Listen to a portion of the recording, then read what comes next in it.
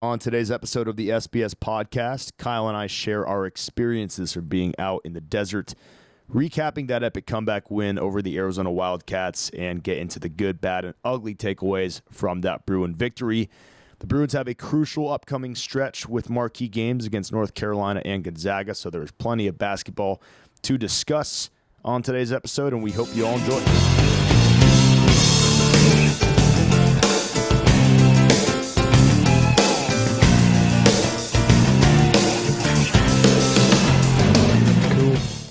Boys, welcome back. First time since, I believe, the Josh Kelly episode that the three of us are all, what do you call this, on the air? Yeah. Reunited. Yeah, there we I go. like that. Apologies in advance for my voice. Can you tell still? Is it still a little different? A little bit, but that's the signs of a good fan. Yeah. Kyle and I were both in attendance for the UCLA victory over Arizona. 57-53. What a final score for the showdown in the desert. Kyle, I believe you had as much fun as I did, my man. Oh yeah, it was a blast. Got out there with my dad Thursday nights, left on Sunday. But yeah, anytime you go into the state of Arizona and beat Arizona, you leave that arena having a great time, and that's exactly what we did. Carried on the party a little later that afternoon, and came home with a dub. Well, just that trip at face value is so great because, yeah, I left Friday afternoon, got there at 4 p.m., did a night's dinner, had a great Saturday, of course, left at 11 a.m. Sunday, and got back in time to watch that Chargers disaster at 1 p.m. So I don't get why more people just don't. It's not automatic to go to these Arizona games. It's just It's such an easy trip. And also, that arena was awesome. Footprint Arena. Yeah. My God. Very cool. How old is that place? I have no idea. I've never been there myself. Was very impressed. There was a lot of entertainment and bars. There was I believe a FanDuel bar right outside the arena that I stopped by for a little bit after the game. Did you put any wagers down at the FanDuel bar, Kyle? No, but the Footprint Center does have live books inside of the arena, and I was really, really wanting to put down some money before the game. Didn't end up doing it. A guy I was with put down money on Arizona and the over, so that guy was horrific. But yeah, really cool. I was unaware of the Vegas vibe that Scottsdale had because just walking around on Friday night, Kyle, I'm sure you're familiar with it. You got a bunch of baseball guys out there, spring training. Yeah. Obviously, Scottsdale's a big location for that. That place is crazy. And the toughest part of the weekend was trying to fall asleep in the apartment that I was crashing at because it was not too far from that bar scene, and it goes all night, and the volume pierces through the window. That place is crazy. They call it Nashville West. Yeah. Nashville West. That's more like it. Little mini. Yeah, so it's really cool. A lot of fun. I actually didn't end up getting to do it this trip, but we had our fun during the daytime. I was personally exhausted like you, Ross. I texted Ross Saturday night. I was like, "Hey, any plans to go out?" And we were both like, "No, we're crashing." Yeah. Well, speaking of Bruin fans that made the trip, I would say it's safe to say 90% Zona. Was it 90? Yeah, 85, 90%. I think 85 is being hella generous towards UCLA. You were in the other corner of UCLA fans. It was not I wouldn't call it a corner of UCLA fans. We were sitting with the meth heads, man. Yeah, I had some right behind me. I read the official attendance as about 8,400, give or take. Do we think it was more than 10% UCLA fans? Because that exactly at 10% would put us at 843 people. And I kind of was guessing, are we going to crack 1,000? Yeah. And I would not say, based off that official attendance figure, I would not say 1,000 UCLA fans made the trip. And that's a bummer. Yeah. That is a bummer because everything we just mentioned, dude, it's an easy flight. It's right there. The team's ranked. It's against Arizona. I know no one really likes interacting with Arizona fans, but that win, given I was surrounded by them, was one of the most satisfying moments of my sports fan's life. I mean, that made it that much better. So, I don't know. People are just afraid to interact with them or just are lazy, but I don't get how we don't crack 1,000 fans coming out for a 1 hour flight. Yeah, on the broadcast, it looked, overwhelmingly Arizona. Yeah, well, that was that was to be expected. I just kind of I'm just taking a step back to really think about why, even at like McHale, why we don't bring a little bit more. I mean, you go to a game at Pauley Pavilion and against Arizona, yeah, it's obviously vast majority UCLA, but they're bringing more than 1,000 people. I don't know. We'll get into that. Well, my question to you guys was, and I was asking you guys this while you were there, was we didn't get any band there. We didn't get any, spirit No, that's squad. the other thing. If it's technically a neutral site location, then you're well within your NCAA rights and whatever to send some sort of hype presence. And wouldn't there also be something with the school and the students to be able to allot some tickets for that? Because there was, because normally that student section will be right next to the band. There was nothing of that sort. It was 100% an Arizona home game, and it's going to be notched as a neutral site location. Exactly. And this was the first weekend after finals at UCLA. Oh. So I could think of a number of UCLA frats that would love to have their winter formals at Scottsdale. Yeah. Wow. Look at that. That's not a bad call. That's a more creative 5 seconds of thought than the athletic department's had in the last 15 years. Putting our experiences aside, moving on to actual basketball, this was a absolutely massive, I'll call it an emotional win for UCLA, in my opinion. And I specifically say emotional because, to be honest, this may or may not end up being a quad one win. Yeah. The more you look at this, I mean, depending on how Arizona's Big 12 schedule shakes out for them, I mean, as a reminder to the listeners, a quad one win, by definition, is a home win against a team that is ranked RPI top 30, a neutral site win against a team ranked RPI 1 through 50, or a road win versus a team ranked RPI 1 through 75. And this is where that quote-unquote neutral site Fucks us. shit really fucks UCLA. Because anybody that watched that game or even just saw the game on the schedule and saw that it was in Phoenix, you're like, oh, well, it's a home game for Arizona and Vegas. Put this in Phoenix, and this is 100% a road game for UCLA. So the Bruins get the win. I think you can make the case, man, like Arizona may or may not be a top 50 team this year. I'm pretty confident they'll be top 75. But the question, if you want to keep it a quad one win, is Arizona's probably going to have to finish in that top 50 RPI ranking. As of right now, I don't think that's a lock at all. They're sitting dead last in the Big 12 right now. Yeah. And Big 12 is historically a really strong basketball conference. I mean, SEC is really good this year. Big 10 is really good this year. But Big 12 is usually, Baylor a few years in a row, Kansas, obviously, Arizona now. Iowa State. Iowa State is right number now. 3. Yeah, exactly. So it's a really good conference. You got to think of maybe they'll steal one win from a few of these big programs, and you got to kind of hope that they do. Yeah. To legitimize our victory a little more. That's the worst part about this is that now you're gonna have to pull for Arizona. Unless UCLA really cleans up the Big Ten and we're rich with quad one wins come the end of the season, and they very well might. I mean, they're playing.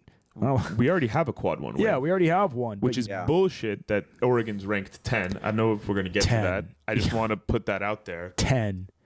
Yeah, we'll get to that in a second. But okay, back to the original point, though, that it's an emotional win, and it felt very, very good as a fan. I mean, I think there's a healthy debate on what feels better, beating SC in football or beating Arizona in basketball. I mean, I know that might be sacrilegious to a lot of more old school UCLA fans, and beating SC in football is it's just the highlight of the year.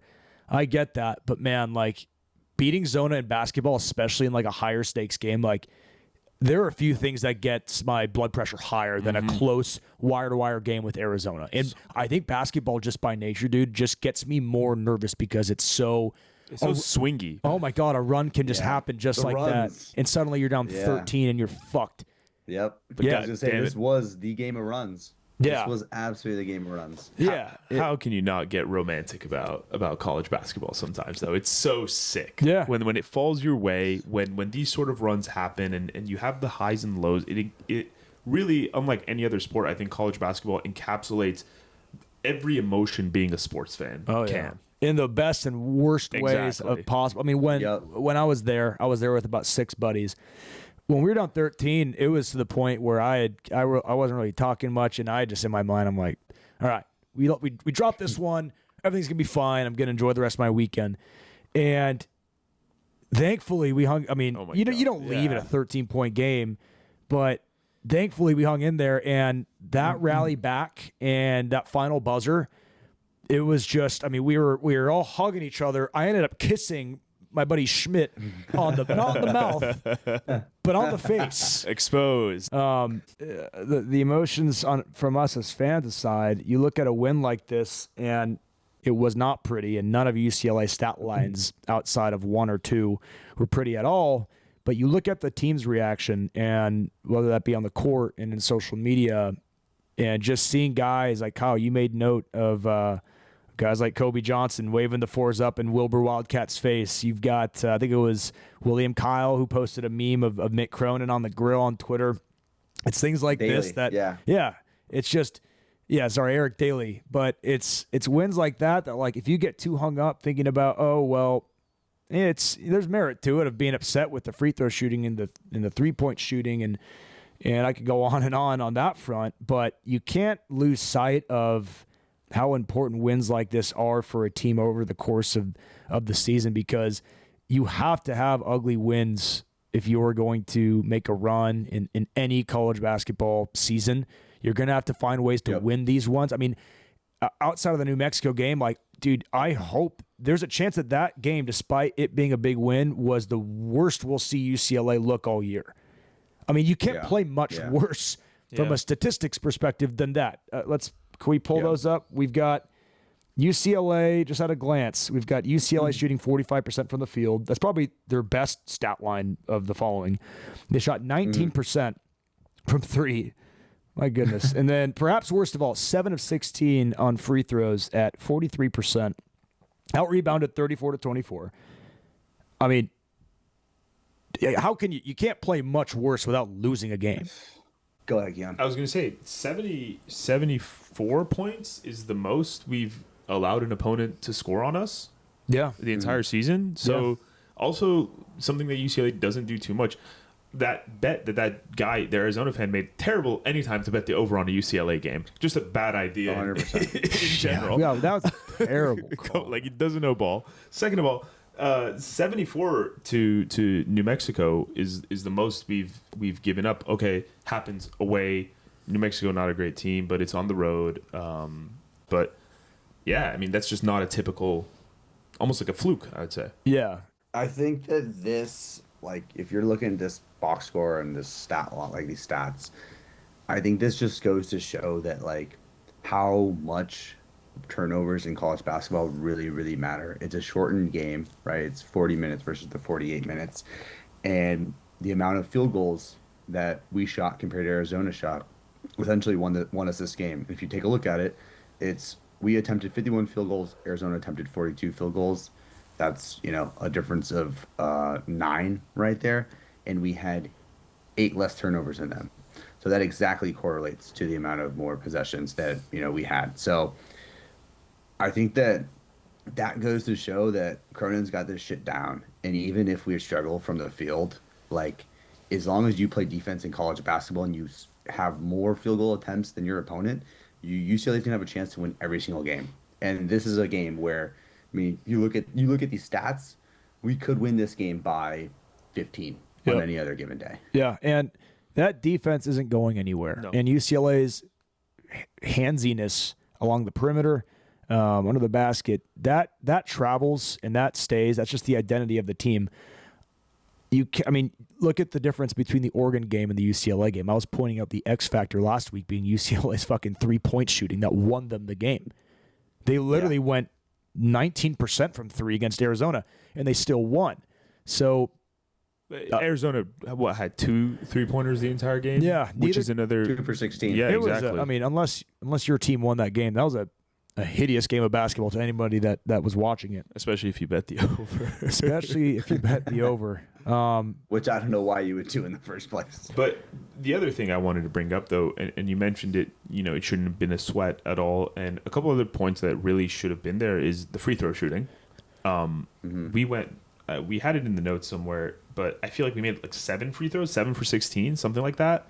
7 for 16, yep. Yeah. Like, that's atrocious. Yeah, I can't believe that they would have that kind of free throw performance many more times this year. I know Mick doesn't really recruit offensive legends of the game, but I mean that's exceptionally bad. And I don't remember there ever being a performance in recent memory where they've shot that far, less than 50%. 50%. I mean, you had Sebastian Mack 2 trips to the charity stripe. 1 for 4, I think. Going 0 for 4. Yeah, and he's, I want to say, what is he, an 85% free throw shooter, normally pretty good shooting free throws, and you've got guys going 0 for 4, so hopefully an anomaly for UCLA. And then there was the other thing was the rebounding. And well, that's, I think that is something that is probably sticking around because, I'm trying to find a silver lining here and say, well, it looked ugly, but a lot of these things are fixable or kind of, volatile over the course of the season. But I think we kind of knew going into this season, even when looking at those scrimmages against San Diego State and just knowing the roster, that this wouldn't be a really outstanding rebounding team. And so far, I mean, I'd like to see the record so far from UCLA in which they've, the win-loss column of out-rebounding your opponent. It's got to be in the losing record. Yeah. So I don't see that going away. I think it ultimately stems from UCLA not having yet any quality bigs that can play most minutes, because we've discussed this plenty now. Tyler Bilodeau is not a true 5, and it showed its face again. Yep. He had great finesse moves on the offensive side, but under the basket, if you're asking him to defend against, I mean, Arizona only had one of their 2 7+ footers, and he was getting beat up under the basket on the defensive end. So, and then Mara he can play 7 minutes a game. Yeah. How many minutes did Mara have? Couldn't have cracked 15. Exactly 7. Whoa. Exactly 7. 7. Okay. Yeah, exactly 7 points. I mean, they William Kyle is. If it almost feels like what Cronin's trying to do is just get away with playing Bilodeau at the 5 for majority of the game. As long as he can this season, As long as he can, right? But it seems like what he's doing is he's splitting Kyle and Mara on the other side of that. When Bilodeau does need a spot, either he's going to go play small. We saw a lot of Perry in this game, which, we can get to him, but he sort of looked out physical all game long there. But I think William Kyle, I'm just waiting for him. I feel like he's just going to have some type of breakout game here soon where maybe he catches fire. I think he's a player that's going to need some confidence to really sort of grow into what he can be. And I think that might stem from a dunk some game or, a couple points, a couple baskets, maybe a block. But I really think that, he's the most athletic guy on the team. He's going to be the one that can jump up and get a rebound. He's the one that can make that big block, elevate to, really put one down. So I'm hoping we can find that because, to your point, Ross, the longer we go with Bilodeau, I just worry about wear and tear and just, the season taking a toll on him having to do so much.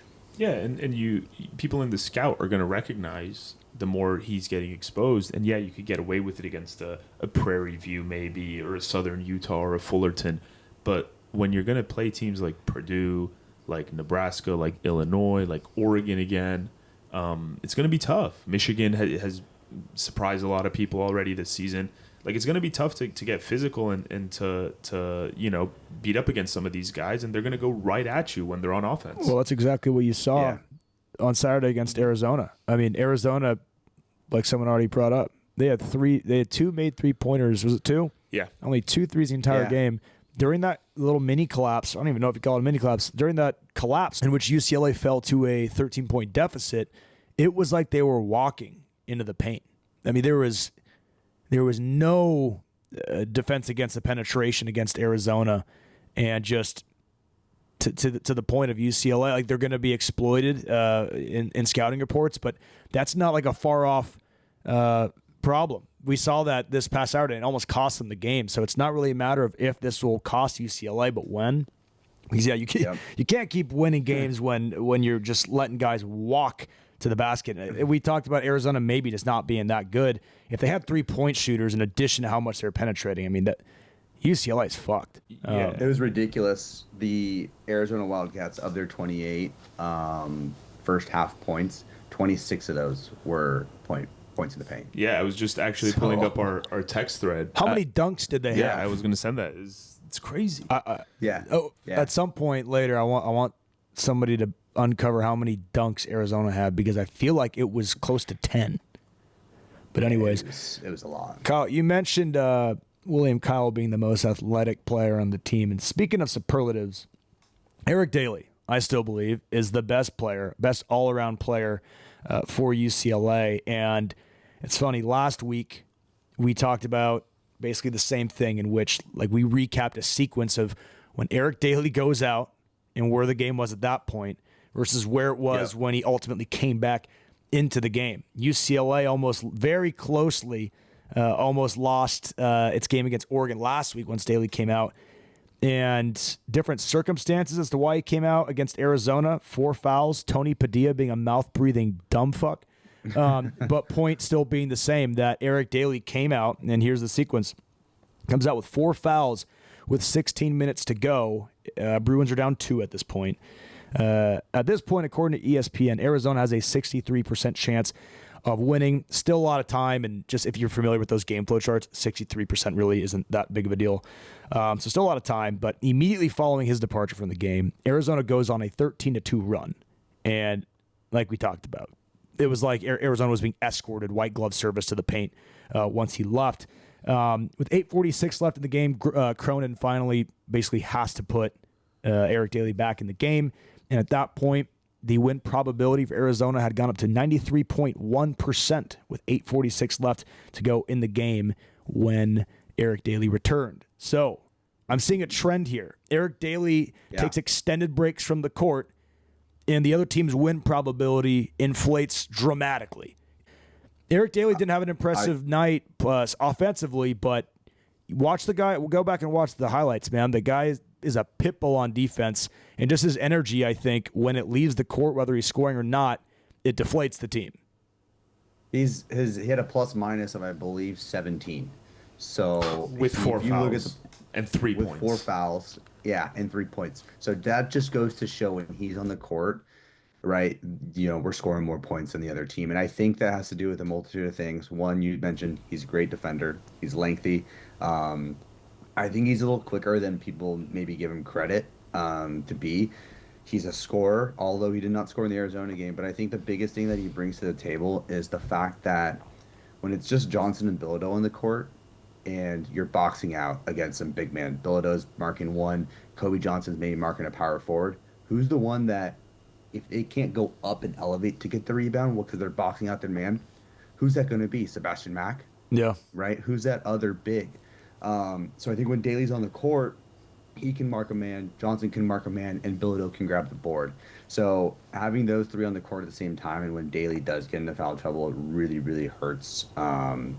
Just the rebounding, and that leads to offensive rebounds, that leads to more points. We saw a big offensive rebound. I think Caleb Love hit a 3 during that stretch. So, and then look who came on the court when he did get subbed off. It was Trent Perry, right? We played small. Yeah. And that just, it's tough. And he's a true freshman, and I think he definitely was outmatched and out physicaled in that game. We saw him get blocked, not really elevate. We saw, I think, another turnover and a bad pass. So he's going to continue to learn, but Daly is just consistently the glue guy for this team. Those are valuable minutes, though, for Perry. I don't think he should have played as much as he did, to be honest. And I was going back through our text chain prepping for this episode, and I was like, why is he in the game right now? He's getting bullied. He's not contributing offensively, but we win. We get out of there. And it's valuable minutes for a true freshman guy, one of only 2 people in this class, that you get really good minutes in a win, in a gritty environment, in a tough, hostile place. I hope that it's going to pay dividends in another game sometime down the season where we're going to be in a dogfight and we're going to put him in. His number's going to be called, and hopefully he could perform and come up with 4 or 6 points. Well, speaking of guards, we can't talk about that game without at least discussing Dylan Andrews for a little bit, because prior to this season we had mentioned Dylan Andrews kind of being, I've been using the term X Factor a lot. I guess I'm just going to use it again. Kind of being an X Factor player for UCLA. And I still think that is the case, because I think he is still UCLA's true guard. And I truly think when it comes down to March, this team might go as far as Dylan Andrews is like able to not take them, because he's not like the backbone of the team, like I would say a Daly or a Bilodeau is. But we saw in flashes last year and the year prior that he had the potential to be UCLA's point man taking it up. And I don't know what is going on with him, whether it's a confidence thing, but he just at times looks like two different players, because overall a pretty dreadful performance by DA. But when UCLA was going on the run, he tightened up defensively. He made 2 crucial buckets. I think both of them being in transition.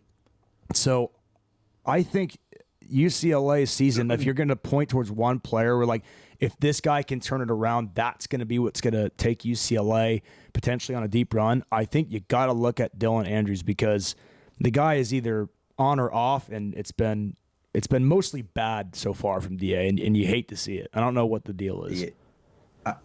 I think I may have a hypothesis for DA. I was looking into just overall statistics for the team the other day, and I want both of you to guess how many times Dylan Andrews has been to the foul line this season in 10 games. Ooh. 10 games. 10 games, give me like 5. I was going to say like 8, but yeah. He's been to the free throw line once. Oh my God. He's the point guard of this team. Okay. What does that tell me? It tell me, one, he can't get to the hoop and create his own. How many times has Sebastian Mack been to the free throw line?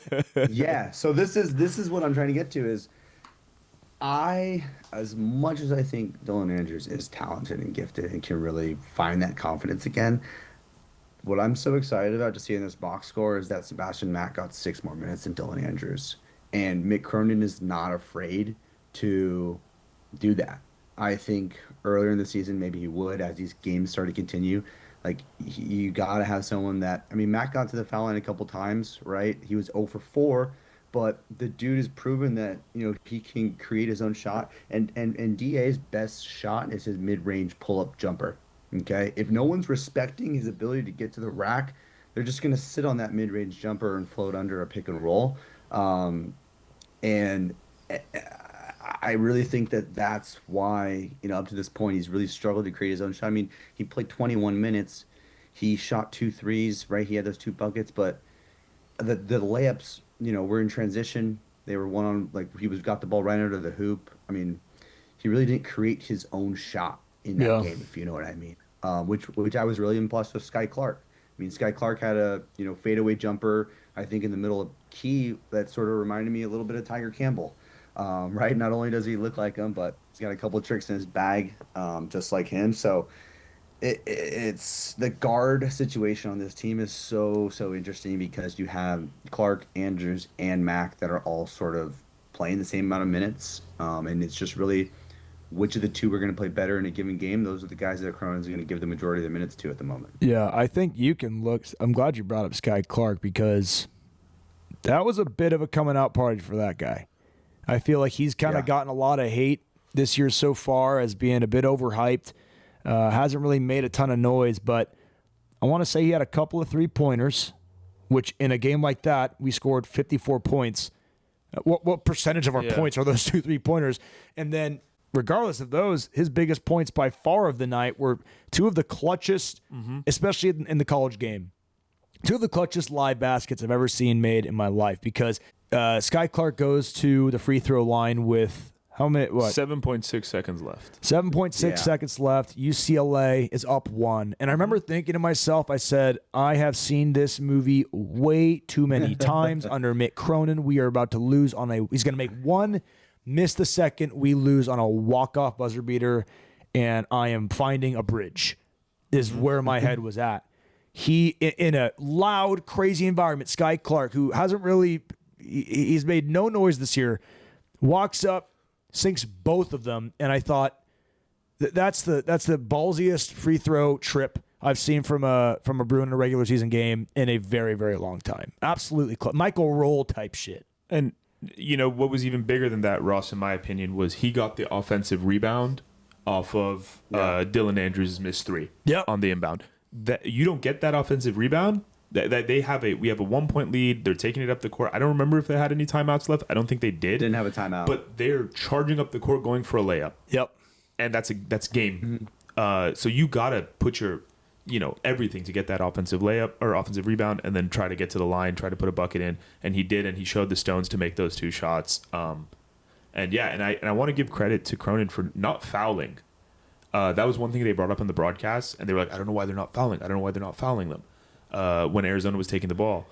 Well, I think Cronin saw, or was like, what? I don't know what the fuck Tommy Lloyd's doing, having these bigs take these threes. Exactly. So I'm going to let him continue this approach, because when Arizona was collapsing and they went those final 8 minutes without scoring a field goal, a lot of those critical possessions we saw one of their big chuck up threes, just pulling up from shots from deep. So I'm glad Mick did what he did, because Lloyd was not. I don't know what the Arizona sentiment is towards him right now. I can't imagine it's good, but I can't in good faith say that Tommy Lloyd coached a good game on Saturday by any means. Right. I was walking into that arena and I was asking the guys I was with, if Arizona loses this game, Tommy Lloyd's seat's gotta be a little warm. I'm not saying hot, but warm. They just continued to have great seasons and really not do much in March. And, you start this year 4-5. It's not the brightest of moments in Tucson, Arizona. But, I feel like Tommy Lloyd does have a good report down there. But, yeah. Well, I absolutely love to see it. Arizona losing basketball games is one of the things that keeps me going as a sports fan. I think it's absolutely beautiful. But anytime you get a chance to beat a program like Arizona, you have to, because UCLA and Arizona, these are 2 premier programs of the West that compete kind of for that, that title of who's the premier program.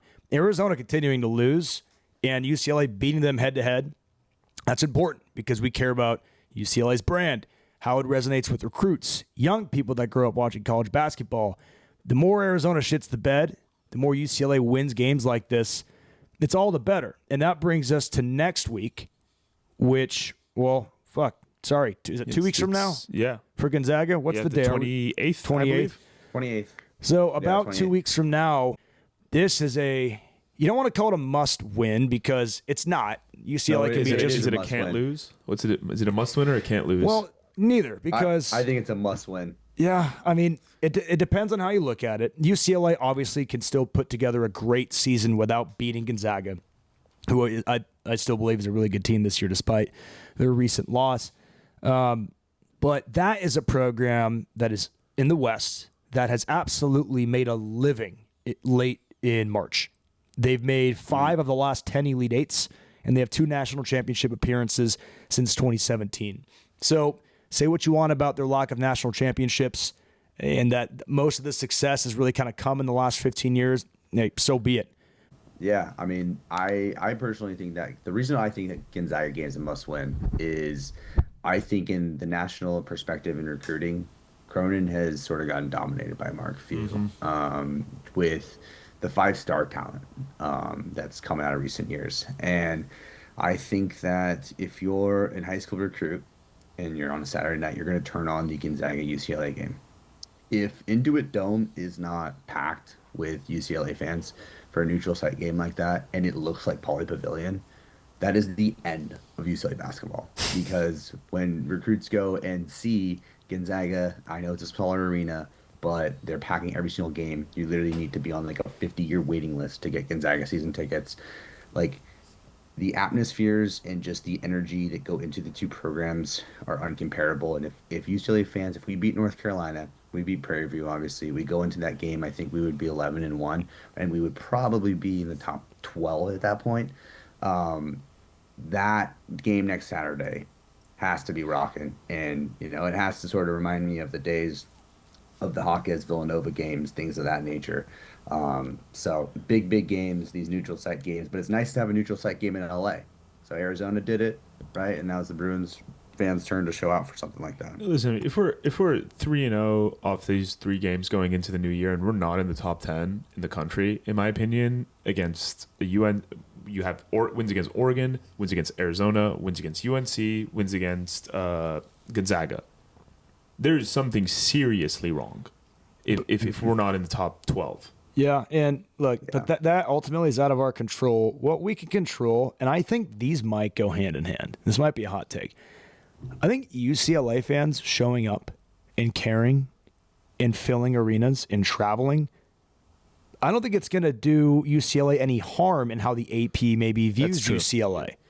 Because if our own fans don't care about them, why are voters going to be just dying for this, a historic program that plays good basketball? But if their own fans don't care about them, like, why are they going to prioritize UCLA? So back to Kyle's point, if UCLA beats North Carolina this Saturday and takes care of business, yes, against Prairie View, who I think's only win comes against like the Biblical Studies institution. Lost 9 games. If UCLA is, what would our record be going into Gonzaga? Would be 10-1? 11-1. 11-1. I know I'm repeating everything you just said, but if UCLA fans can't take it upon themselves to at least make it like a home environment in a brand new arena, like if for nothing else, it's a good idea. Yeah, you couldn't script a matchup to be any more critical and to be in any more demand if you're a college basketball fan. So I look, shout out to our listeners. I love that you guys always tune in. I kind of wish we had a much bigger platform, because I would love to just grab the average UCLA fan by the sides of their face and be like, if you're in LA, or even if you're just fucking in the United States and you're not making your way to the Intuit Dome for that game, how do you could say to yourself a Bruin basketball fan? I completely agree. I think of, like, I'm obviously on a different planet of a fandom, but I'm going to the Prairie View game tomorrow and driving over an hour and 20 minutes to go watch UCLA Prairie View in Pauley Pavilion. Yeah. The fans gotta get behind it. It's going to be such a big game if we can beat Gonzaga there. I want to pose a question to you guys and to you, Kyle. You say it matters, and I do believe it really does. But in this era of NIL, how much does it matter versus a nice checkbook? Yeah, I would say it's. I'm talking the top 5-star recruits in the country that we're competing against Gonzaga for.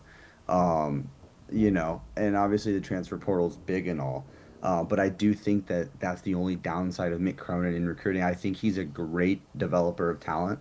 He brings in guys that are. Sebastian Mack was probably 50-something ranked player in his class, 4-star recruit. Same with Dylan Andrews, right? So I think he's good at developing that kind of talent. But, Amari Bailey was a 5-star he brought in. Adem Bona. Adai Mara was a 5-star.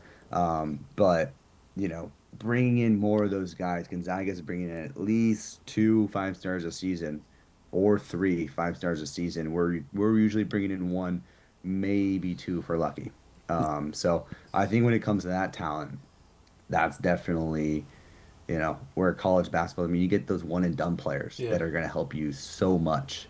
But the transfer portal is huge, and Mick's proven that he wants to go that route. So it's interesting. It's a fine balance. I think it's safe to say that the formula to winning national championships in college basketball is, and this is not what you were saying, but is not loading up on the one-and-dones. You have a couple maybe. In the 5-stars. Yeah. It's got to be someone, in this day and age, if you're going to be spending money, a ton of money, NIL resources on these 18-year-old college basketball players, how many times has UCLA, there's got to be fatigue at this point of 5-stars that just have no immediate impact. You go guys like Chris Wilkes, Jalen Hands, Moses Brown, Peyton Watson. These are guys that have been total whiffs, and only one of those was a Cronin guy, and he's killing it in the NBA now, I want to say, for the Nuggets. But like even looking at that, and you have an 18-year-old, and it's way different now than it was 7-8 years ago when Calipari at Kentucky was, and he, by the way, didn't win a ton of national championships. I think he got a couple. One. But his whole philosophy was, hey, like, forget college. Yeah, you're going to come here for a year. We all know what you're doing, and then you're going to go to the NBA. Sure, he has 50 NBA All-Stars or whatever. That's an inflated number, but like no national championships. You need a core of solid players, and then maybe you have that 18-year-old who's a Wooden Award nominee and can provide that spark. Yeah, like Alonzo Ball, like and I think that's what that 2017 team was missing. Was a little bit more stability, a little bit more core than you had the TJ Leaf, the Lonzo Ball, obviously, the Anibogu, Alford, but like you need like 3 or 4 of them that are. I think the closest thing you had to a core guy in that group was Aaron Holiday. Yeah. How do we feel about this upcoming Saturday? I know it's exciting to talk about the upcoming Gonzaga game. They're coming to town. They've had our number, but this almost kind of has parallels to the game that UCLA is coming off of with Arizona. It's a big-time program, a rival in a different sense. Arizona is not a blue blood. North Carolina is a blue blood. So you got a clash of the blue bloods in Madison Square Garden. So this has all the makings of another neutral site, exciting game for this Bruin team. Carolina, they're not currently ranked, but how do we feel about this one? At North Carolina, they've got, what's their record now? 6-4, I believe. 6-4. I think that, last time we played in Madison Square Garden, there was another battle with the Blue Blood, Kentucky. I was in attendance for that game. I believe it was 2023. But you're right. Like, it's the battle of the Blue Bloods. It's going to be a CBS noon game, primetime, nationally televised. So, it's a game that if UCLA wins, it's really going to shoot up the rankings to voters. UCLA winning this game is going to be what propels them forward. It's not going to be those games versus the Oregons, right? It's a game versus the Blue Bloods, and North Carolina's played a tough schedule. They really have. They play Florida tomorrow night, which is number 9 in the country, but a 3-point loss to Kansas. They lost to Auburn, who's the clear number 1. They lost to Alabama, surprisingly, by 13 or so. 14. And Alabama lost to Oregon. So there's a common opponent you can find there. Obviously the Bruins beating Oregon, but Ken Pollin's pretty much got UCLA winning this one by 2. ESPN Analytics surprisingly has us losing. I think it's 54% North Carolina. They're a pretty bad defensive team, right? And horrible. Very strong offensive team, which, if I'm not mistaken, tends to kind of line up well with us because we don't score a ton. So if you have already a bad defensive team that's going to give up, a lot more baskets than maybe a better defensive team would, we're going to benefit from that. And we are an incredible defensive team. So if we could, stymie some of their, possessions and slow the game down as Mick loves to do, I think you make a couple more baskets. Hopefully the free throw shooting's a little better. I don't see a reason why we wouldn't win. Unless it's kind of just like an opposite of the Arizona and the Oregon game, where it's what's their post situation like? Down low situation. Yeah, they're primarily they're definitely more so guard folks. RJ Davis is literally the best guard in the country. Yeah. But they have their top 3 scorers, top 4 scorers are all guards. So that's gonna tell you everything you need to know. They're gonna play pick and roll, and they're gonna just try and get to the basket and drive. I want to say that this game, these types of games, like you just mentioned, Keon, play in favor of Mick Cronin teams so much more because their defense is not going to be smothering. Our offense is going to get to, experiment and play, and it's not going to be a game where we're going to have to be perfect offensively. But defensively, I just do feel like in these types of games, the defense outweighs the offense, and you look at You look at a team like Arizona who went into our game scoring just under 84 points a game. They were top 20 in the country in scoring. North Carolina scores 86 a game, and they're number 14 in the country in scoring. And we just held Arizona to 54 points. Like, that's the type of defense that UCLA has, the number one defense in the country. And it gives the offense just a little bit of leeway. Like, I feel like these are the games, honestly, where you go into it. Yeah, we're playing North Carolina, blue blood, but honestly, like, I think this favors UCLA so well, and I do think North Carolina will definitely travel up to Madison Square Garden, right? Tar Heels always do, but it'll be much more of a friendlier environment versus what we experienced Saturday. Because there's definitely no UCLA fans that live in New York. None. I don't None know at all. any. Yeah, exactly. Like, give me a fucking break, dude. All right. Switching over to some more miscellaneous topics. Not really miscellaneous. Let's just switch over to football. Carson Swessinger, first team All-American. This is the first team All-American since last year. Leatu Latu. So we go back-to-back. The first time that UCLA has had back-to-back All-Americans since 05-06. Okay, I don't know who they are, but I'm going to guess. I can pull it up because I wrote this stat down. Okay, so get the answer ready, and I'm going to guess it. I wish we did this more because there are times when I can't provide a ton of like I've said multiple times, I'm not the biggest basketball mind you'll ever come across, but this kind of trivia is right. Feeds into my wheelhouse. So. And if you're listening, put your guesses. Put your guesses in the comments of whatever platform you're on. 05, I'm going to say was Maurice True. Has to be Maurice True. 2000. So I'm going to give you a little bit of a break. We have 2 in each. So there's 4 total. 4 total 05-06, and they're all first team? Yep. Maurice Drew is one of them. In 05? Yes. So 4 first team All-Americans in 2 years? Yes. You're positive? Okay. All right. 05. Maurice Drew. You got to get the other one. If I give you the position, you'll get it. But I don't want to. Justin Hickman? No, but he's in 06. Oh, Mercedes Lewis. There you go. Okay. So you have I've 3 got out of 4. 3. Justin Medlock, the kicker. There you go. God, yeah. Non-chronological, but I got it. Yeah. Yeah. Wild. Wow. Okay. 4 All-Americans in 2 years, back to back. Yeah. But anyways, next, another shout out, UCLA women's basketball. Still number 1 in the country, have not lost since that massive win over South Carolina. I want to say their last game was an absolute... Like 50 point. I mean, belt to ass. Long Beach State. What was this final score? It was like score? 103-49, something like that. Is that kind of a thing in women's basketball? Because I was at Boondocks in Scottsdale, and they had just games on all the TVs. And I remember seeing a score, and I didn't realize it was women's at first. I was like, oh, fuck. Someone's down by like 75, and it was like Clemson. It was like a big program. And I'm like, oh, it's women's. And then I see UCLA belt to ass against whoever, and I'm like, is this just are these chicks just fucking killing each other? Yeah, I think there's a bigger gap between the top women's programs and the middle women's programs in the country.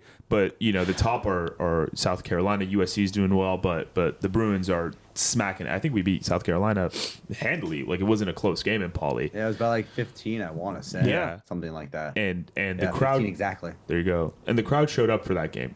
Apparently, it was a really good. It might have been a sellout. I think it was a sellout. It was packed. The videos I saw it was a good atmosphere. People were cheering. So shout out to UCLA fans. I guess you came out, you supported. Let's keep it going for both the women's team and the men's team in these big games coming up. Find me a athletic department or athletics program where you have people saying, hey, make sure you come out and support the men's as much as you're supporting the women's. Yeah, who's also ranked, like the men are ranked 18. Yeah, it's not like we're poverty men's. Come out and support your ranked all-time national championship blue blood basketball program, UCLA men's basketball. Anyways. Listen to this attendance from that game. I just pulled it up. South Carolina Bruins on a Sunday afternoon, I believe it was. 13,659 in Pauley. There you go. I know Pauley Pavilion's capacity is in the 13s. So damn near, yeah. If not a sellout. Yeah. Go ahead. No, I was just I mean, I'll tell you what. I've watched some of their games. They play tonight actually. Lauren Betts is a freak, dude. We need her as the 5 on the men's team because we don't have a 5. And she's a fucking beast. Yeah, she's a beast. Well, let's get a campaign started. Yeah. I'm gonna use my platform. UCLA football picks up a couple or a handful of a couple of transfer pickups. Louisville safety Benjamin Perry, as well as, and I think most importantly, Florida State offensive lineman Julian Armella. I can't think of one returning starter for UCLA's offensive line. Is DeGiorgio back? I think he might be back. He thought he was in the portal, yeah. No way. No, he's not. Yeah, he went in the portal. Garrett DeGiorgio's in the portal? That was this whole thing about how UCLA gave him a scholarship and like he just like. No, you're thinking about Nicky Prongos. Oh, okay. Yeah. There you go. See, now we're back talking about shit that I know about. No, Garrett DeGiorgio's he'll be back. But outside of him, yeah, Prongos hit the portal, which fucking so bad. Walk on, gets a shot, scholarship. Give him a scholarship. Kid says, "I'll see you later." Josh Carlin's got to be gone by now. Ruben Unije will be back, who was one of my biggest talent misevaluations. I was like, is that a good thing? Of my short career in doing this. But long story short, picking up a Power 4, well, I guess you can call Florida State a Power 4 program this past year. My goodness. But it's a body. Yeah, and it was also a safety. We're losing most of our secondary as well, if not everybody out of the secondary. How could I? I forgot we're losing the entire fucking roster. So, you know what? Everything's huge. Human bodies are coming to UCLA's football program. I still have a few years of eligibility left. I still have like two we just and a half. We just got another DB right before we started recording today from Oregon State. There you go. What's his deal? Andre Jordan. Hey, and I want to bring up a point real quick before we're done. The Heisman Award. We just got announced to. Sorry, dude. I had an ad that I was like, "Who is singing?" I was like, Kyle, shut the fuck. I thought you were. I thought Kyle was singing. Dude, I literally thought Kyle was like singing to himself, and I'm like, you cannot be. Kyle, did you not hear that? You didn't hear it. You didn't hear it. I was pulling up the odds for SMU Penn State, and there's an ad on. And there was an ad where someone was like, and I'm like, no way is he singing right now. All right, restart. I just want to myself. No, I just want to really quickly bring up the Heisman Award that was just announced over the weekend. Travis Hunter obviously won. All 4 of the finalists were Pac-12 players. Yeah. Dylan Gabriel, obviously Oregon, former Pac-12 school. Travis Hunter played in the Pac-12 last year. Colorado, former Pac-12 school. Cam Ward played at Washington State, right? Or Washington State, Pac-12 player. Ashton Genty. Boise State, future Pac-12 school. So it's by technicality, but it counts. It is a clean sweep for the Pac-12. So, and the Pac-12 has how many teams in the college football playoffs? Oregon, Arizona State, Boise State. It's just still so funny hearing Boise State looped into this conversation. No, I'm saying like Arizona State, Colorado could have been in there, given a flip. UCLA just missed it. UCLA just missed it. But I'm just saying, like, finally we're getting some respect to the Pac-12 now that it's said. And I love how USC is getting all the blame for it. No, I was about to say, everyone's always like, SC blew it up for this, and I'm just kind of, we're like Homer Simpson in the hedge. We went at the same time, but nobody, it's like with the whole Varsity Blues thing. It's again, nobody remembers us. They're easy to hate. Don't be so fucking hateable. People won't blame you for things. All right. We're going to close. Coming back to Gettin Parlayed. We scrapped it last week, and it's back because the first ever 12-team college football playoff is upon us.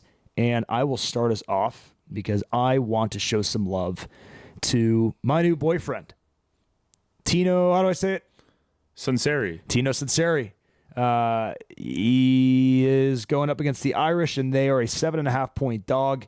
And, I mean, at this point, I just can't find it in me to bet against Kurt Signetti, Coach Sig, and his boys. So give me Indiana plus 7.5 there. If we can see him...